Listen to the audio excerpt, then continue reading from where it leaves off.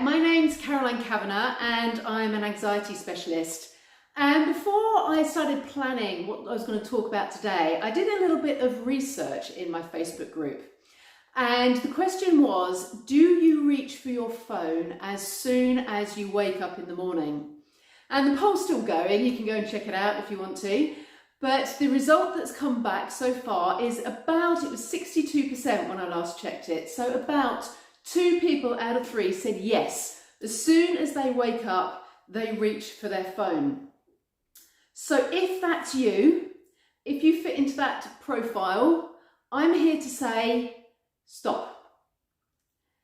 If it's not you, then why don't you carry on listening anyway, because I'd love to have your company. But if it's you, what I'm going to share with you now could make a really big difference to your day and also your anxiety and stress levels. Now, let me put it into context. Just imagine now there's a runner.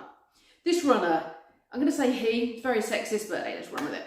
So he wakes up straight away, trainers are on, and within just a few minutes, he's out the door and he's running along. And then it starts to rain. And then it gets muddy. And then he slips and he twists his ankle. And that twisted ankle causes him a pain throughout the rest of his day. Then there's another runner. This runner, she wakes up and she kind of, slowly stretches, takes a bit of time. She hydrates herself, gets some good water, preparing for the run. Maybe does a little bit of yoga to get her body ready for the day. And within about half an hour or so, then she's out running and it starts to rain. But she just thinks, well, I've got to have a shower when I get back anyway, so what does it matter? It starts to get muddy too. She slips. And her ankle though, because she's nicely warmed up and prepared for the day, doesn't hurt. She just kind of picks herself up, carries on, enjoys the rest of the run. Now, perhaps a very sexist, just slightly sexist, but a little story. Let's now take running out of the equation and put the phone back in. So, person 1, they wake up, pick up their phone. BBC News, it's all a bit dreary, a bit like the rain, a bit dismal. Then social media, slipping, sliding around, scrolling, looking at various things that rarely make you feel very good.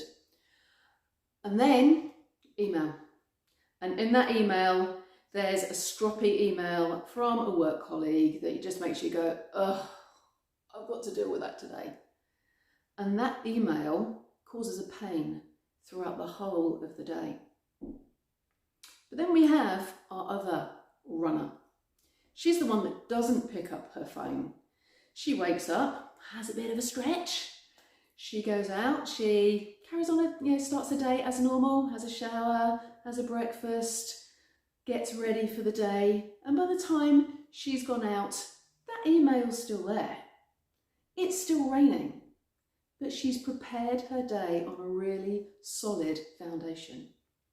So my tip for you is do not reach for your phone for at least a half hour. Ideally, I would love for you to not reach your phone for an hour and use that hour to prepare for your day.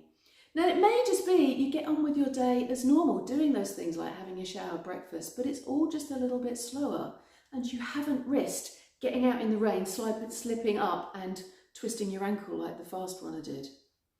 What you could also do though, and this is something that I've started doing, is spending that first hour of your day on just stretching my mind.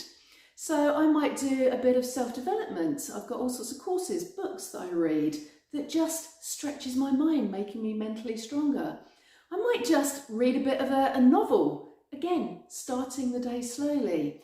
I might do a bit of yoga, stretching the mind and the body. But they're all things that are creating a foundation to start the day in a strong way.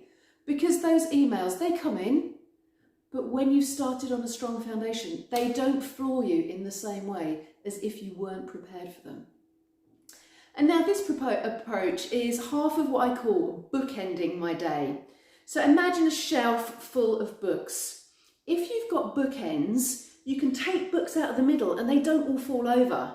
But you take those bookends away, take one book out and they're all going to wobble and potentially all fall off the shelf. It becomes really, really unstable.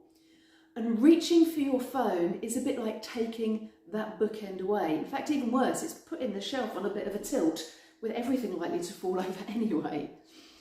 Bookends come in two though. The other end is something that I do in the evening, and that's called an attitude of gratitude. And I'm not going to talk about that now because I really value you having listened this far. There is a free download on the Attitude of Gratitude that you can access on carolinecavanagh.co.uk, and I probably will do a video on that at some time in the future anyway. But for today, my top tip is please leave your phone downstairs ideally, don't touch it, for half an hour, ideally an hour of your day. Invest in creating a warm-up for your day, because then whatever comes throughout that day, you've created a mental and a physical environment that's going to allow you to deal with that much more effectively, and there'll be nothing in there causing that twinge like the guy that went out without preparing.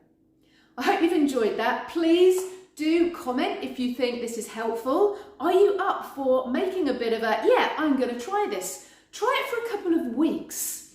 If you do something just once, you haven't really given it enough chance. But perhaps make a pact to yourself. We're in Lent, maybe 40 days is a bit of a stretch. Do it for 14. See how that impacts on your day. How are your stress levels? How are your anxiety levels? What's the quality of your day? By investing in the start of it. Please share your comments with me. Let me know how you get on. If you want a bit of accountability, I'd love to help you do that. I'm very happy to send you an email every day or text message to say, did you do it? What did you do in that first hour? How are you feeling? Let's do this together. Let's create real solid foundations for brilliant days. Thank you very much for listening. That download file again, it's called Attitude for Gratitude. It's on carolinecavanagh.co.uk. I would love for you to download it, have a go at that too. That's the other half of the bookend, and there's loads of other stuff on the website too. So thank you very much for listening, for watching, and I look forward to coming and sharing another tip with you very, very soon. Bye-bye for now.